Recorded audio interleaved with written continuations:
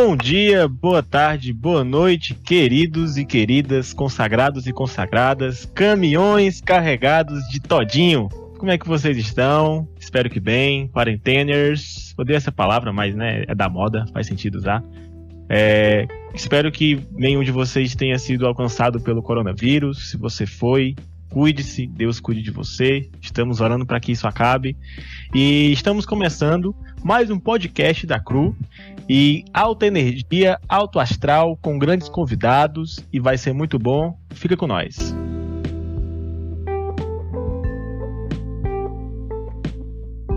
Para quem não conhece a CRU, nós somos estudantes que amam levar o Evangelho de Jesus, falar sobre Bíblia, mostrar quem Jesus é, o que ele fez e como ele age nas nossas vidas. E para quem ainda não ouviu os nossos podcasts, nós já temos alguns podcasts gravados, estão no YouTube, Spotify. Então, quem ainda não ouviu os episódios anteriores, vai lá, corre que dá tempo, estão lá no YouTube, temos aí os links, podem nos acompanhar. E também temos alguns sites importantes, caso você esteja interessado em nos conhecer melhor. Temos a crucampus.org, então vocês podem visitar esse site, visitar as páginas nos Instagrams da vida, no Facebook. Então vamos começar. Hoje leremos Atos capítulo 8, versículo 1 a 13. Vamos ter uma ótima conversa, vamos ter aí uma leitura versículo a versículo, algumas histórias, alguns pontos importantes. E agora, meus amigos, vem aí os nossos convidados de hoje. Só tem gente massa nesse podcast, só tem gente boa nesse podcast. E o primeiro deles que eu queria apresentar é uma nova pessoa, uma figura desconhecida, mas logo logo ganhará este mundo, se Deus quiser. E o nome dela é Milena. Se apresenta aí, Milena. Olá, meu nome é Milena, estudo música na UFC, estou na CRU há quase 2 anos, eu acho. E espero que Deus abençoe esse podcast, né, que a gente venha aprender cada vez mais. Ótimo, muito obrigado pela sua apresentação, Milena. Nosso próximo convidado já é uma figura conhecida, o nome dele é Levi. Se apresenta aí, Levi. Olá, pessoal, mais uma vez, eu sou Levi. Eu sou Levi, eu faço engenharia de computação aqui em Sobral, na UFC. E assim como a Milena falou, né, que Deus nos abençoe aqui neste podcast, que a gente possa aprender mais ainda sobre a igreja primitiva, né, aqui em Atos, e que a gente possa ser tocado pela palavra dele, né, em nome de Jesus. Amém, amém, meu amado. E por último, e mais não menos importante, uma figura icônica do nosso grupo, dos nossos podcasters. O nome dele é Michel. Se apresenta aí, meu brother. Opa, e aí pessoal, fala realmente a Michel aqui. E como é de costume, né, sempre falo o curso, faço engenharia elétrica, de Sobral. E é isso aí, estamos aqui falando pela CRU, né, nos podcasts. Deus abençoe. E é isso. Massa, meu brother. Então, todos devidamente apresentados, vamos começar. Eu queria pedir para que quem se sentir aí motivado, animado, possa orar para que a gente possa começar.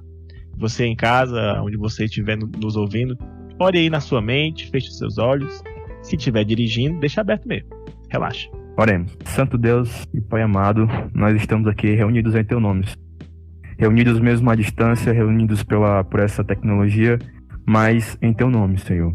Senhor, nós te pedimos que o Teu Espírito Santo nos conduza hoje, nos abençoe, e que o nosso entendimento, Pai, seja abençoado, Pai, por esse texto, e que nós venhamos ser usados, Senhor Deus, para falar as Tuas verdades, falar, Senhor Deus, aquilo que quer nos ensinar aqui com Atos 8, e que em nome de Jesus, Pai, seja edificante e que Tu abençoe nossa vida, e todos aqueles que também estão escutando. Em nome de Jesus, amém. Amém, meu querido, amém. Então, vamos começar a leitura agora. Se você puder nos acompanhar, você que está aí nos ouvindo, seria de muito bom grado. Atos capítulo 8, versículo 1 até o 13. Vou começar a ler. E Saulo estava ali, consentindo na morte de Estevão. Naquela ocasião, desencadeou-se grande perseguição contra a igreja em Jerusalém. Todos, exceto os apóstolos, foram dispersos pelas regiões da Judéia e de Samaria. Alguns homens piedosos sepultaram Estevão e fizeram por ele grande lamentação. Saulo, por sua vez, devastava a igreja. Indo de casa em casa, arrastava homens e mulheres e os lançava na prisão. Os que haviam sido dispersos pregavam a palavra por onde quer que fossem. Indo Filipe para uma cidade de Samaria, ali lhes anunciava o Cristo. Quando a multidão ouviu Filipe e viu os sinais miraculosos que ele realizava, deu unânime atenção ao que ele dizia. Os espíritos imundos saíam de muitos, dando gritos, e muitos paralíticos e mancos foram curados. Assim, houve grande alegria naquela cidade. Um homem chamado Simão vinha praticando feitiçaria durante algum tempo naquela cidade, impressionando todo o povo de Samaria. Ele se dizia muito importante. E todo o povo, do mais simples ao mais rico, dava-lhe atenção e exclamava: "Este homem é o poder divino, conhecido como grande poder." Eles o seguiam, pois ele o havia iludido com sua mágica durante muito tempo. No entanto, quando Filipe lhes pregou as boas novas do reino de Deus e do nome de Jesus Cristo, creram nele e foram batizados, tanto homens como mulheres. O próprio Simão também creu e foi batizado, e seguia Filipe por toda parte, observando, maravilhados dos grandes sinais e milagres que eram realizados. Show, show. Então, hoje nós iremos discutir esse capítulo e eu separei em 3 partes. Primeiro, fala acerca de Saulo, nosso querido Paulo, antes da sua conversão. A segunda, algo sobre o poder da Igreja de Jesus. E para finalizar, desvendando os picaretas, né? Esses títulos maravilhosos, chuchu beleza. Então, pessoal, vamos começar então. Nosso primeiro tópico, a primeira informação que nós temos aqui para discutir é acerca de como era Paulo antes da sua conversão. Ou seja, quem era Paulo, da onde ele tinha vindo mais ou menos ali, e por que ele perseguia a igreja, certo? E então eu pergunto ao nosso querido Levi, filho de pastor, engraçado, mestre dos mestres aqui, quem era Paulo antes da conversão? Paulo, na verdade Saulo, né, da conversão, ele era um doutor da lei, né? Provavelmente um dos mais influentes ali naquela época, e como o próprio começo do capítulo 8 fala, era um cara que buscava destruir a igreja, buscava devastar a igreja. Ele perseguia os cristãos, torturava, matava, obrigava-os a abandonarem a sua fé em Cristo. E ele fazia isso por zelo a Deus. Ele mesmo fala em Romanos 10, se não me engano, que era um zelo sem entendimento. E fazia isso sem entendimento, achando que estava agradando a Deus, sendo que ele estava simplesmente matando os cristãos, os seus servos. Então, ele era um grande perseguidor e um grande doutor da lei. Tanto que a gente pode comprovar isso nas cartas que ele escreveu, né, que é quase a metade do Novo Testamento todo, que dá para ver claramente o seu conhecimento sobre o Antigo Testamento. Massa, massa. Então nós temos aí algumas informações acerca de Saulo, nosso querido Paulo, que, como o Levi muito bem falou, ele era um doutor da lei, ele foi instruído aos pés de Gamaliel, um outro grande e reconhecido doutor da lei, alguém que era profundamente conhecedor, ensinador daquelas palavras acerca do que do que Deus havia falado no Antigo Testamento, e também era uma casta muito, muito desafiada pelas palavras de Jesus. Então, quando Jesus partiu, ele subiu aos céus, essa missão continuou com os apóstolos, né? Então, um desses servos, uma das pessoas que infelizmente pereceu por causa dessa perseguição foi Estevão, que discutimos nos podcasts passados. E aí, agora eu pergunto ao nosso querido Michel. Michel, qual é o teu sentimento ao saber que Saulo era perseguidor da igreja e um certo dia participou da execução de Estevão? Carlos Gerson, meu sentimento em relação a isso é meio que de questionamento, no sentido de não entender de fato como é o amor de Deus, né? Porque, como a gente viu, né? Saulo, ele foi um pivô muito importante, né? Contra a igreja, contra o que Cristo fez, né? Cristo, Filho de Deus. Mas, ainda assim, como nós veremos nos capítulos aí posteriores, né? Ele foi usado, se converteu. Deus teve de misericórdia com ele, né? E eu imagino como também seria o sentimento interno de Paulo, né? Com certeza ele entendeu a graça de Deus, ele entendeu o Evangelho de Cristo. Afinal, ele explicou, né, de maneira brilhante em suas cartas. Ele mesmo fala que recebeu, né, os segredos de Deus a respeito da igreja, né, que era algo que vinha mesmo antes de Cristo, né, que era algo que já estava determinado muito antes de Cristo. E eu imagino que ele deva ter entendido muito bem, né, o perdão de Deus, mas ainda assim eu fico me perguntando como que ele tinha isso na cabeça dele, né. Poxa, cara, eu matava a igreja, né, eu perseguia os cristãos, e eu fico me perguntando se ele não tinha, não um sentimento pecaminoso, né, mas uma certa amargurazinha assim contra si, né. Um tipo de remorso, né, talvez. Tipo, nesse sentido mesmo, né? Não me refiro a um sentimento pecaminoso, né, mas a exatamente essa questão, né.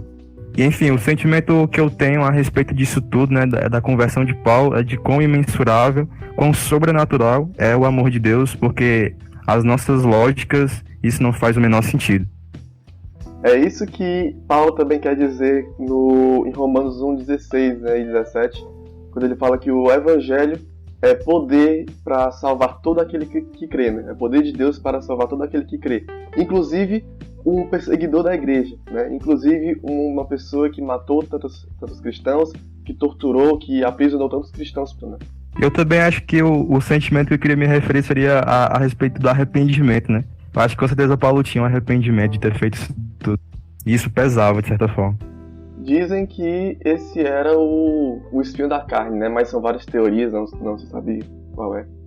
Exatamente. Isso. Eu ia citar essa visão, né? Eu não sou nenhum teólogo, né? Mas também não vou dizer, é isso e tal. Mas é uma boa interpretação, faz sentido.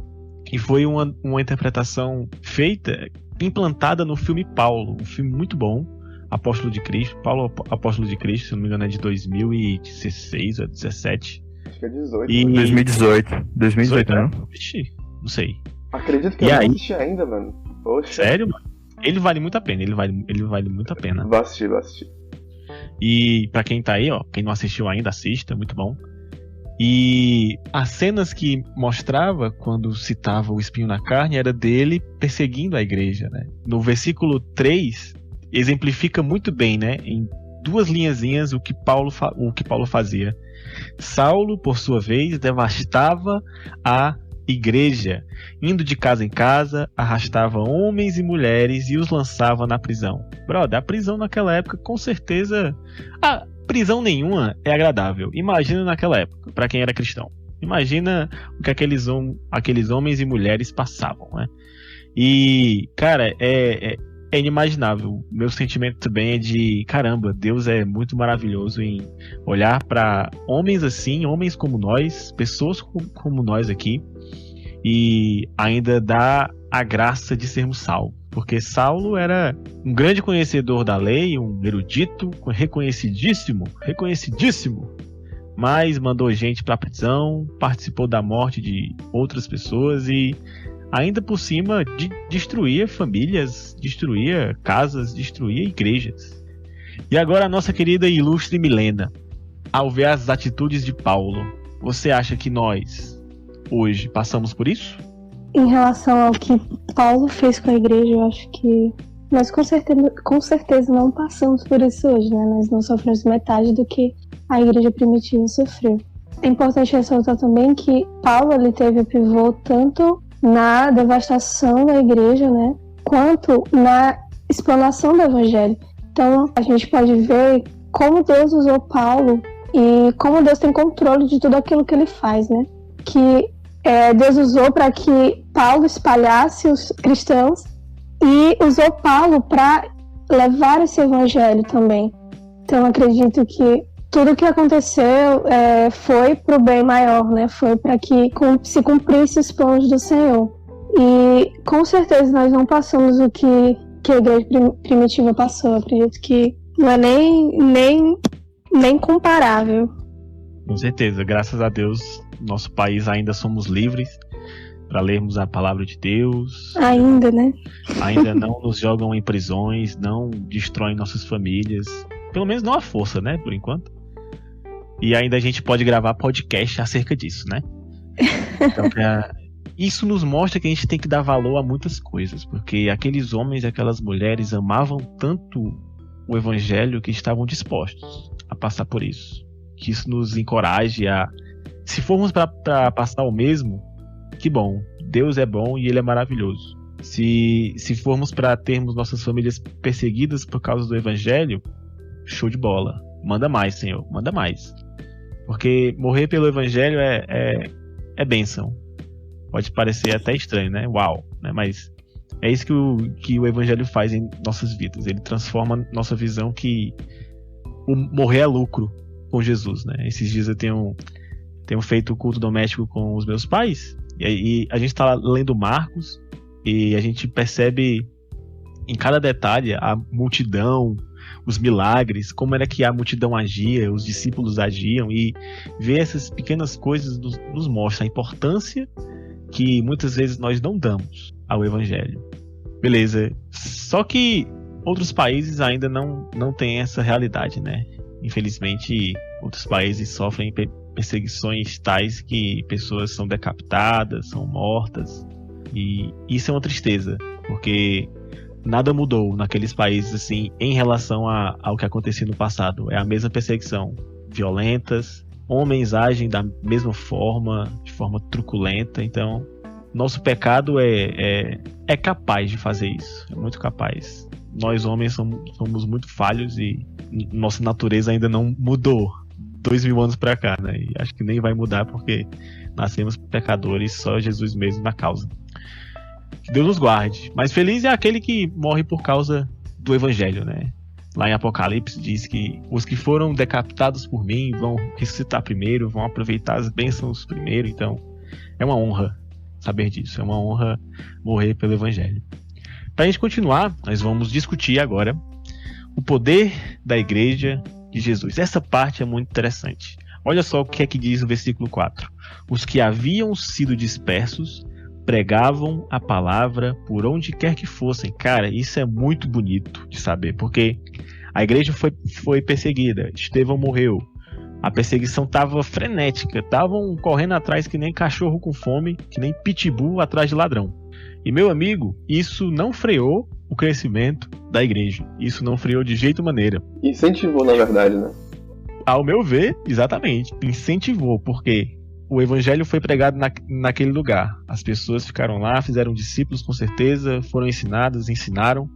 E aí o que acontece? Alguns ficaram lá, só que outros se dispersaram. Não foram nem besta. Só que foi o que aconteceu? Eles pararam? Não. Eles não pararam, brother.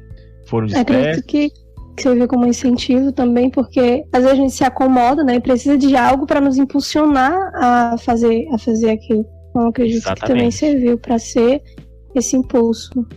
Exatamente. Eu ia comentar isso mais pra frente, mas vou comentar logo agora, aproveitando que a Milena falou isso. A perseguição fez com que a igreja espalhasse o evangelho mais rapidamente, né? Então, quando a igreja, eu tô falando agora a igreja atual, né? Quando a igreja relaxa, o evangelho deixa ser espalhado, os irmãos se desviam ou enfraquecem na fé. Então, o que a gente precisa fazer é não relaxar. É basicamente Sim. isso. Espalhar o evangelho ainda, ganhar as almas, continuar firme na fé, né? E nunca enfraquecer, né? Se a igreja enfraquecer, é uma perda muito grande. Eu acredito assim, né? Tem uma coisa que eu sempre falo comigo mesmo, é que sempre que houver perseguição é porque a gente está no caminho certo. E é uma coisa que a gente pode notar, como o Levi acabou de falar, que quando nós estamos mais assim, meio que parados, mais relaxados, o evangelho também esfria, né, um pouco. E quando a gente sai da nossa zona de conforto, quando a gente percebe que Deus está trabalhando naquilo, e que mesmo que a gente não queira fazer, a gente continua buscando, né? E quando a gente está na nossa zona de conforto, a gente nem sempre faz isso. Tá bom assim, eu tô de boa aqui, então nem vou ligar. Mas quando a gente sai dessa zona de conforto, dessa bolha que a gente cria, acredito que impulsiona mais até a gente buscar a palavra, levar a palavra. Esse assunto, né, me lembrou de uma história do John Wesley, rapidinho, que ele estava pregando pelo país, né, no cavalo dele e tal, E aí ele percebeu que em 3 dias ninguém tinha perseguido ele, ninguém tinha batido, ninguém tinha falado alguma coisa contra ele. Aí ele desceu do cavalo e começou a orar e perguntar, né? Deus, será que eu virei um homem carnal? Será que minha mensagem virou mundana? Por que ninguém me persegue mais? E enquanto ele estava fazendo essa oração, uma pessoa, um fazendeiro lá que odiava o John Wesley, ele pegou um tijolo, jogou nele, passou raspando por ele. Aí ele louvou a Deus e falou, Deus, muito obrigado, agora eu sei, o Senhor confirmou que eu estou pregando a palavra e tal. Então, tipo, ao invés de ficar triste, ao invés de ficar desamparado com a perseguição, ele estava justamente percebendo, como a Nana falou, que a perseguição estava mostrando a ele que ele estava no caminho certo. Né? Eu acho muito legal essa história. Massa, show de bola. E é exatamente isso, cara. A perseguição não vai parar o evangelho de crescer, não vai travar as nossas vidas, não vai travar nada. Porque quem age é o Espírito, e ele querendo, Deus querendo, ninguém vai dizer não. Então, quando nós vemos essa ação, essa como eu posso dizer, cara, a comunidade da igreja não parando, mesmo com a perseguição, isso nos mostra que nada nos para, entendeu? Se a gente está fazendo a obra que Deus quer, a obra que Deus mostrou para fazer, que Ele nos comissionou para fazer, não há ferrolhos, não há barreiras, entendeu? Que nem diz a música, a voz lá. Não é ferro, né? Eu não vou cantar, porque eu não sei cantar, mas quem canta aqui é a Milena, mas todos vocês conhecem, eu acho. Sim. Quem é mais raizinho aí conhece. Gostaria que tu cantasse, mas tudo bem. Não, que é isso, ninguém tá pagando a internet pra me ouvir não, mano, tá doido, é? Minha voz é feia, quem canta é a Milena. E aí, ó, tem um pequeno detalhe, e nós vamos continuar aqui no versículo 5, ele diz o seguinte: indo Filipe para a cidade de Samaria, ali lhes anunciava o Cristo, ou seja, dentre a multidão da igreja que estava agindo, temos aqui Filipe, excelente servo, que continuou em Samaria, uma cidade de Samaria, então dá-nos a entender que era como se fosse uma cidade central e, né, tinha ali seus povoados. E aí nos é dito o seguinte: quando a multidão ouviu Filipe e viu os sinais miraculosos que ele realizava, deu unânime atenção ao que ele dizia. Os espíritos imundos saíam de muitos, dando gritos, e muitos paralíticos e mancos foram curados.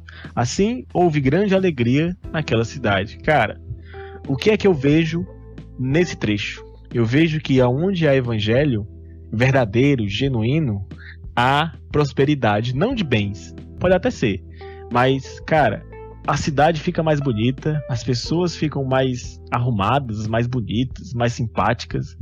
Onde há pregação de evangelho, a comunidade fica mais organizada. Não sei vocês. Vocês acham isso também? Concordo. Concordo plenamente. Sim, concordo sim com o evangelho, sim, ele muda tudo, né? Ele muda a atmosfera, ele muda a situação social, ele muda tudo, né? E isso se for tudo pregado de acordo com o evangelho de fato, né? Eu falo isso porque recentemente, né, eu andei acompanhando algumas questões políticas e tal, e eu acompanho pela internet, né, um certo programa de uma certa emissora de rádio, que é o Morning Show. Pode falar, né? mano. Pode falar. Não, mas eu acabei de falar, o Morning Show. Aí, lá, em um certo assunto falando a respeito que entrou no assunto de evangelização de comunidades indígenas, né? E aí, parece que existe um documentário, cara, que mostra que o evangelho, ao ser pregado em comunidades indígenas, estava causando problemas sociais, né? Em algumas regiões, se eu não me engano, ali pelo Acre e tal. E o que eles alegavam, né, é que, tipo, a teoria cristã, a explicação cristã, ao se chocar com os costumes, né, das comunidades indígenas, isso fazia com que os indígenas, eles fossem para a cidade e, em confusão, entrassem em vários problemas, né, como, por exemplo, alcoolismo, envolvimento com drogas e etc., né? E não é isso que o evangelho de fato faz com as comunidades, né? Como a gente viu aqui, o testemunho que nós temos em Atos é que o evangelho ele fazia a cidade feliz. Os coxos eram curados, enfim. Eu imagino que, sim, talvez uma pregação falsa possa causar isso. Mas com certeza o Evangelho de Cristo, ele não faria isso com as comunidades indígenas. As comunidades indígenas com certeza seriam salvas por Cristo. E igualmente a Samaria receberiam a felicidade, né, por meio do Evangelho de Cristo. E é importante a gente falar dessas coisas, né, porque existem muitas narrativas, né, no meio político que as pessoas acabam falando mal e não entendem que de fato representa o Evangelho, né? E eu acho isso extremamente importante, né? Exatamente.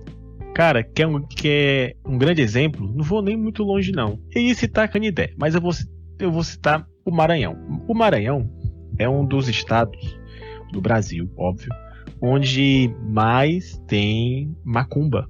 Eu antes pensava que era na Bahia, mas não é. É no Maranhão. E cara, lá é triste, velho. É um estado onde nunca prosperou nada. A economia de lá é uma das piores do Brasil. E, cara, ouvir pastores de lá, como por exemplo o pastor Dilvan, que ele trabalha com missões lá. Ele é pastor de igreja, já plantou algumas igrejas, e ele fala que a dificuldade lá é, cara, que a incredulidade é exorbitantemente elevada. E outra coisa, um outro detalhe importante de se falar é que lá também existem quilombos. Nesses quilombos, até um dia desses, cara, até um dia desses, em uma cidade não tão longe da capital, a uns 80 quilômetros, se eu não me engano, as pessoas ali nunca tinham ouvido falar da história da criação. Nunca tinham ouvido falar que Deus criou o universo, como Gênesis descreve, entendeu? Brother, isso é muito triste. Tu vai no Maranhão, as cidades são feias, as escolas são feias, as universidades são marromeno. E, cara, você percebe aonde reina o evangelho, aonde reina a maldade. Você percebe, você faz assim um comparativo, você sabe a diferença, entendeu? Outro grande exemplo, esse é um pouco mais distante e um pouco fora da nossa realidade, porque é um pouco do passado, mas Abraham Kuyper, ele foi um político holandês e ele não foi somente político, né? Ele foi teólogo e tal. O que ele fez na Holanda, na época dele, ele chegou a ser um grande jornalista, dono de imprensas e tal, e ele foi um excelente político, ele fez vários projetos. Cara, a Holanda ama esse cara. O que a Holanda, o pessoal costuma dizer que é dividida entre antes de Kuyper e depois de Kuyper, entendeu? Então, ele não era aquele cara, eu sou cristão, então vocês têm que votar em mim porque eu vou fazer isso. Não, ele não era assim. Ele, por ser cristão, ele fazia o seu serviço muito bem, entendeu? Ele fazia o seu serviço de uma forma que agradava a Deus. E ele tendo, né, uma coluna, uma base teológica muito bem formada, cara, muito bem feita, muito bem ensinada por Deus, ele transformou aquela sociedade. Ele foi alguém que foi lá, ele fez o que ele fez, as suas políticas ali, os seus livros, os seus tratados, de uma forma que eram guiados pelo Espírito Santo, pelo Evangelho de Deus. E feito isso, ele fez aquele país ser próspero, entendeu? Tem uma cosmovisão muito mais bem definida. E, cara, você percebe a diferença quando o evangelho está naquela cidade e quando não está, entendeu? Isso a gente não vai muito longe. Tem aí no Maranhão, Canindé, outros países. É muito interessante ver que Lucas, ele nos descreve isso naquela cidade de Samaria, que a felicidade estava naquela cidade. Ele fez maravilhas, ele fez milagres com o poder do Espírito Santo. Isso foi muito belo de se ver, porque aonde Deus está, onde há o evangelho sendo pregado, o evangelho genuíno, há transformação em tudo mesmo. Corações, vidas, sociedade, valores, moral, ética, conhecimento, sabedoria, tecnologia, tudo à luz do evangelho muda, transforma, entendeu? Eu queria só destacar um pequeno detalhe que tem no começo do capítulo, que eu acho que a gente não pode deixar passar. Beleza, fala aí. Que é o verso 2, ele fala, né, que Estevão foi sepultado, né, por homens piedosos e tal. Então, Aí nos outros podcasts a gente falou, né, a respeito de como foi a trajetória de Estevão, e o final dele a gente vê aqui que foi sepultado por homens piedosos, muito provavelmente por homens da igreja, né? E isso mostra o sentimento de comunidade que a gente deve ter em momentos difíceis, né, em momentos de morte, né? Que é o momento de compaixão, né, com o que aconteceu e tal, ao invés de menosprezar a situação, como muitos atualmente estão fazendo, né, com a pandemia, e ainda usam o nome de Deus, né, em vão, creio eu. E era basicamente isso que eu queria adicionar. Massa. E é fato, né, cara? Aquele homem era amado por outras pessoas e graças a Deus ele teve pelo menos um sepultamento digno, né? Homens piedosos sepultaram Estevão e fizeram por ele grande lamentação. Ficaram tristes, temos que chorar, e foi uma perda tremenda. Mas ele morreu com o rosto que parecia um anjo, né? Como nos é dito nos capítulos anteriores. Só comentar um pouco sobre esse segundo ponto também, que o evangelho ele foi proclamado, ele foi espalhado na Samaria. Acho importante destacar o local que ele chegou, né, que o evangelho chegou, porque os judeus e samaritanos simplesmente se odiavam, né? A gente sabe disso. Sim, verdade. Na própria história de Jesus foi evidenciado isso. E os judeus eles consideravam os samaritanos impuros racialmente e adeptos de uma religião falsa, né? Porque ali que a Assíria ela dominou o reino do norte de Israel, né? Então os assírios se casaram com as mulheres judias que estavam lá, e aí vieram os samaritanos. Por isso que eles falavam que os samaritanos eram um povo impuro, né, de raça. E também porque os samaritanos não consideravam o Antigo Testamento todinho, só consideravam o Pentateuco. Então eles achavam que os samaritanos eles eram hereges. E os samaritanos também odiavam os judeus. Então o fato do evangelho ter espalhado e chegado em Samaria mostra que o evangelho quebra barreiras raciais, quebra barreiras étnicas, até nisso, né? Então faz com que pessoas que eram judeus e samaritanos agora possam viver unidos, né?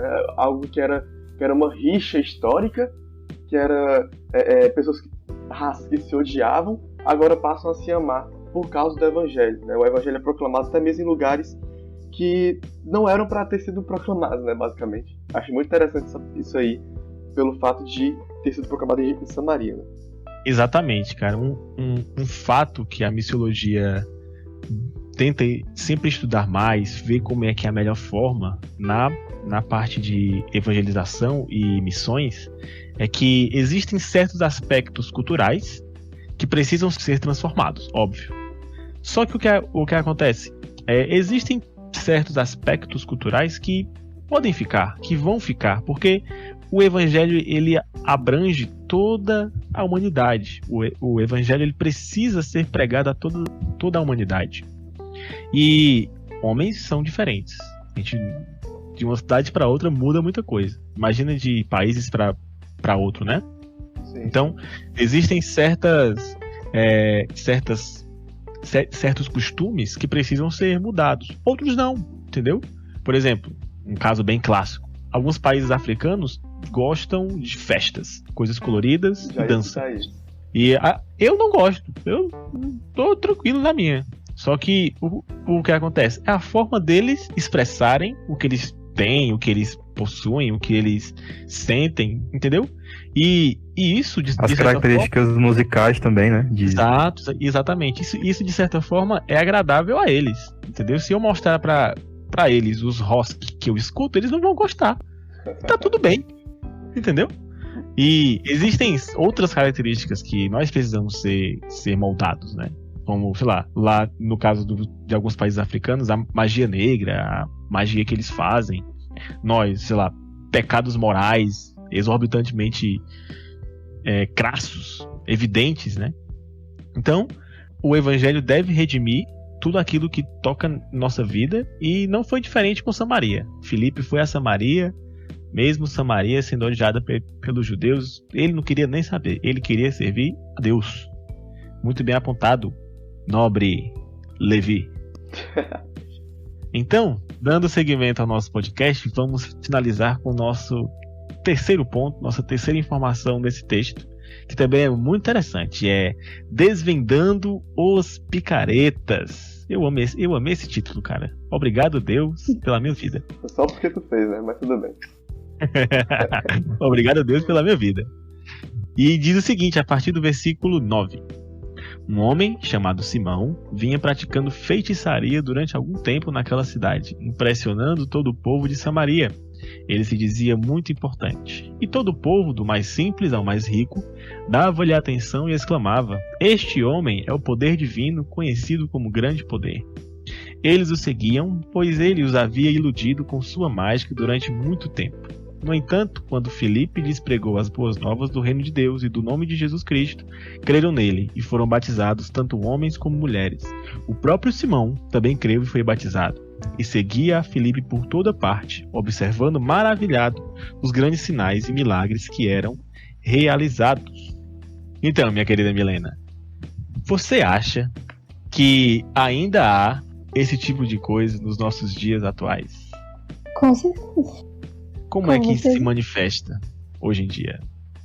Como vocês mesmos já tinham falado, né? Em diferentes tipos de cultura, até no nosso país mesmo, tem diferentes tipos de culturas, né? E a gente vê macumba, magia negra, né? Enfim, vários tipos de enganações, vários tipos de picaretas. Então, eu acredito que sim, com certeza. E eu acho que é algo que hoje é mais escondido, né? Hoje é mais, digamos assim, mais discreto, pelo menos eu acho. Ao meu ver, é mais discreto. Acho que antigamente era bem mais forte isso em relação ao evangelho, né? Porque muitos, como na palavra mesmo diz, seguiam essas pessoas, essas práticas, e eram tidas como o grande poder, o poder divino. Então, hoje, como acredito que o evangelho, o verdadeiro evangelho tem se espalhado cada vez mais, a gente nota essa fase secundária dessas práticas, né? Graças a Deus, o evangelho tem crescido cada vez mais e tem sido cada vez maior em relação a essas práticas enganosas. Exatamente. Tem um episódio, alguns de vocês já devem ter assistido, tem um episódio de um anime chamado Fullmetal Alchemist. E aí sim, continue. Tem uma... Ai, gente, anime, tem uma... o julgamento aí, Respeito por Fullmetal, continue. Respeite. Tem um episódio que os protagonistas, eles chegam em uma cidade, e lá, nessa cidade, tem um cara, um padre, né, o chefe da igreja local, que ganhou o coração das pessoas, fazendo milagres, ali, coisas inimagináveis. As pessoas estavam tietes, fiéis a esse homem. Porque é o seguinte, no ambiente, no contexto do anime, existe a Pedra Filosofal, algo que é extremamente poderoso, que é semelhante ao que nós temos aqui na nossa cultura pop, né? E ele praticava certas coisas mirabolantes que a alquimia não dava conta de entender, né? E ali ele tinha ganhado o coração de todo mundo naquela cidade. Se você falasse diferente, você era herege, entendeu? Só que as motivações daquele dito padre eram totalmente obscuras, entendeu? Era para ganhar poder. Ele servia aos vilões da história. Então, sempre vai haver picaretas. De forma semelhante, temos hoje na nossa igreja, nas nossas igrejas aqui no Brasil, coisas muito parecidas. Não temos pedras filosofais, né? Mas nós temos pessoas indo ao púlpito pedindo quantias exorbitantes de dinheiro, quantias aí de altas cifras. Cara, impossível conceber um tipo de evangelho com isso, entendeu? E a dificuldade que eu tenho, cara, é que muita gente ainda cai nos mesmos truques, cara. Nos mesmos truques. Sim, semelhante a Samaria. Isso tem crescido bastante no movimento neopentecostal, né? E cresceu muito por causa desses caras que pedem dinheiro e em troca fazem milagres e maravilhas, e pessoas ganham mais dinheiro por causa disso. E os mais pobres, as pessoas que não têm muito conhecimento, caem nessa enganação e só saem perdendo as pessoas, né? Não ganham almas para Jesus, ganha dinheiro em cima da ignorância de outros, e infelizmente esse movimento tem crescido muito, não só no Brasil como no mundo, e graças a Deus que pelo menos um dos grandes nomes do neopentecostalismo, Benny Hinn, né? Ele se retratou quanto a isso ano passado, e ele falou justamente que isso era totalmente errado, né? Tudo que ele fazia ali era totalmente errado. Ele falou que estava arrependido do que fez, e ele falou que não se pode colocar um preço no Espírito Santo. E foi realmente bonito o que ele fez por ter se arrependido, né? Creio com certeza que foi Deus que agiu na vida dele, e graças a Deus por ele ter se arrependido do que fez, né? Podcast aqui também é informação, rapaz. Eu não sabia disso não, cara. Que bênção, ó. Depois te manda o vídeo. Bom, cara. A gente vê que, como ele falou dessas pessoas, que tem pessoas que levam isso fielmente, mesmo quando são retrucados, quando perguntam, quando falam, e mesmo quando acusam de ser um falso profeta, alguma coisa do tipo, eles, não, estou super verdadeiro, e não se arrepende daquilo, né? Então, é triste também de ver essas coisas, essas pessoas, que mesmo com a oportunidade que eles têm, a visibilidade que têm de levar o verdadeiro evangelho, de realmente levar a sério, né? Porque só pode ser brincadeira um negócio desse. E mesmo assim, eles preferem brincar com a palavra, brincar com Deus. Nós somos muito bons em criar bezerros de ouro, né? A gente cria um tietismo, uma idolatria muito facilmente em nosso coração. E nas pessoas erradas, né? Nas coisas erradas. O coração humano é uma fábrica de ídolos, né? João Calvino disse. Fábrica de ídolos. É uma fábrica de ídolos. Justamente. Cara. E com a cidade de Samaria não foi diferente. Aquele homem, só porque fazia umas mágicas lá, uns truquezinhos, bola de fogo, 2d6 de dano aí e tal. Cara, o pessoal ficava, uau, que legal, legal. Vamos acreditar nesse cara, poder de Deus. Só que, meu amigo, quando vem o poder de Deus verdadeiro, isso aí não subsiste, cara. Quando Filipe começou a pregar as boas novas do reino de Deus e do nome de Jesus Cristo, meu amigo, creram nele, foram batizados, homens e mulheres, e até o próprio Simão, cara, não tem coração que aguente o Espírito Santo agindo não, véio. Não tem. Graças a Deus ele mostrou o seu poder naquela cidade, Samaria, e até quem era enganador se arrependeu. Eu espero profundamente que nossos corações orem dia após dia para não cair no mesmo pecado, e se cairmos, pedirmos imediatamente perdão a Deus. Espero também que esses grandes teleevangelistas aí da prosperidade, uns David Leonardo da vida, aquele lá que falou que somos leõezinhos aí, Vitor Azevedo, meu irmão. Vitor Azevedo, o maior herege de todos os tempos. Pior. Ouso dizer que é pior do que Caio Fábio. Ouso dizer. É verdade. Eu espero profundamente que essas pessoas possam se retratar como Benny Hinn fez, né? Que o coração delas sejam transformadas, assim como foi o de Simão. Simão, né? E nesse caso ele se arrependeu. Não entendia ainda direito o que era o evangelho, mas com certeza, cara, um dia ele entendeu. Entende? E que a gente possa pedir em nossos corações para não cair no mesmo pecado, para não criarmos ídolos falsos em nossos corações, entende? Só um comentário aqui rapidinho, já falei muito, mas só rapidinho, que eu tava pesquisando sobre Simão, né? E ele é mencionado só aqui na Bíblia, mas nos escritos extra-bíblicos ele é bastante falado, né? Bastante visto. Tanto que ele é tratado nesses escritos como o arqui-inimigo da igreja, o líder do movimento gnóstico daquela época, né, que o gnosticismo ensina que a salvação era alcançada pelos conhecimentos secretos de Deus e não pela graça. E até um dos historiadores mais famosos, né, dessa época, do século II mais ou menos, o Justino Marte, ele era samaritano, ele disse que a maioria dos samaritanos considerava Simão como um Deus supremo. A gente pode até ver no versículo 10 que comprova isso, né? Que ele é chamado do grande poder. Então a galera estava tão cega que via no cara um Deus, né? Acabou endeusando ele.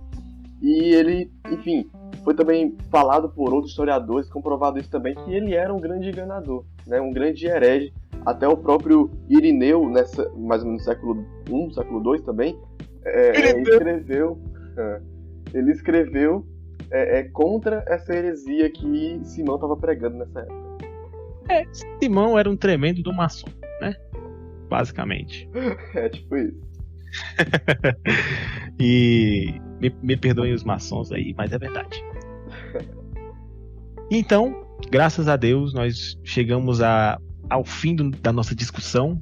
Discutimos aqui grandes temas, graças a Deus. Vimos arrependimento, poder de Deus, graça de Deus, e obrigado a vocês que nos escutaram. Obrigado por vocês estarem compartilhando aí, escutando. E agora, pra gente encerrar, eu queria pedir para que alguém orasse. E é isso. Oremos. Pai nosso, querido Deus, obrigado por mais um podcast feito. Obrigado por ter falado conosco através da Tua palavra, Pai. Obrigado por sempre falar com a gente. Obrigado por estar nos guardando, providenciando tudo o que precisamos. E obrigado por se mostrar presente nas nossas vidas, Pai.